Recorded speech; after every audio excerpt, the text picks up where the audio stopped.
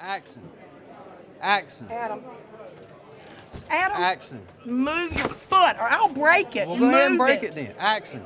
He is busy. Action.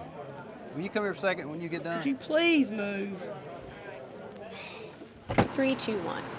A rough start to tonight's meeting as dozens of people, including the mayor of Belhaven, the NAACP's Reverend William Barber, and the media, were closed out of Pantego Creek LLC's meeting regarding Vidant Pungo Hospital, set to decide if Vidant violated its agreement with Pantego Creek, therefore leading to a lawsuit.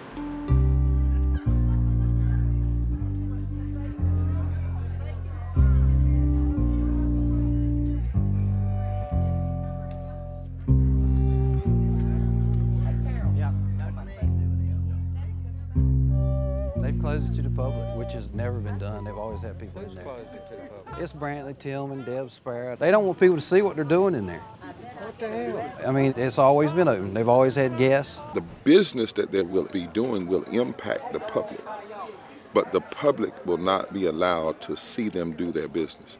They've not asked to speak. The public is simply asked to be present. You can't come in. Why is that? Because it's a membership meeting only. This is just for the memberships of the Pantego Creek LLC. I would hope that the public could at least come in and see. We will vote tonight. That's why it needs to be a controlled, restrained meeting. The explanation that I received was in essence that this needed to be a controlled meeting, as though the public is out of control.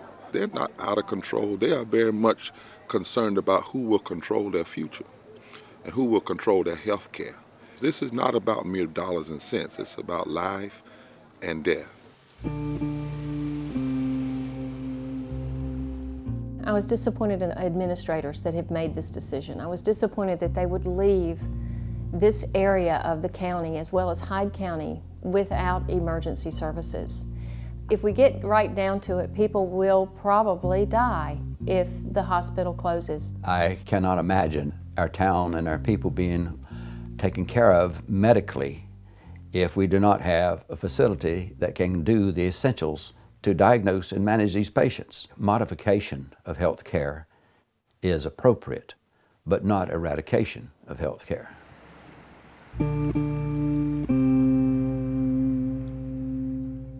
Here's Belhaven.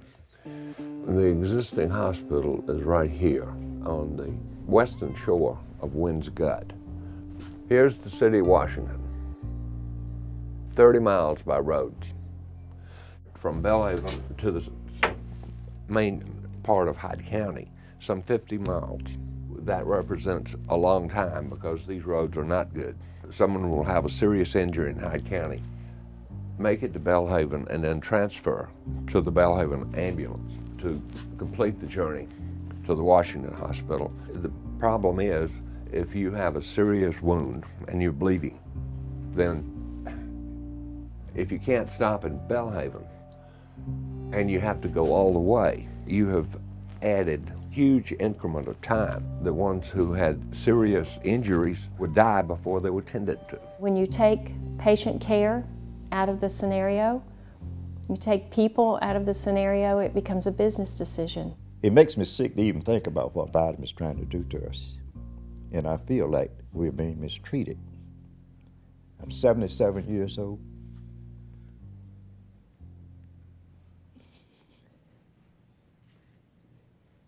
It makes me feel bad when I start even thinking about what they're doing. Vidant thinks that they can come into this little town in northeast North Carolina, this little coastal community, and take our health care and nobody say anything. Well, that's not the way it's going to be. If they were in good faith trying to do the best thing, they would be sharing their numbers with us with no reservation because there'd be nothing to hide. It would be like if you had a grocery store in Washington and one in Belhaven, and you knew that the people in Belhaven, if there was no grocery store, they had to go to Washington. Well, if you could get rid of the expense of having a grocery store in Belhaven and send all the customers to Washington, you'd make more money. The reason they're not sharing our numbers is because they're mixing in costs that aren't direct costs to our facility, and they're taking every worst case scenario possible to eliminate our hospital. Wake Forest Baptist out in Winston-Salem was trying to do this, and there was a lawsuit over it. And the confidential business report actually spelled out, it said, we want to move the hospital because The population where the hospital is poor, largely African American and uninsured, and we want to move it to this Gulf community. We thought this trend would stop with Medicaid expansion, and as you know, at least for this year, the General Assembly said we're not going to take Medicaid expansion. So we're going to still see this problem of hospitals wanting to relocate to areas where people are better insured. They are after the dollar. That dollar is what they're after. It's not the people's lives. They really need to stop and think, because if they close this hospital, death is on their hands. It's by all these children around here. This hospital's got to stay here. All right, here we go.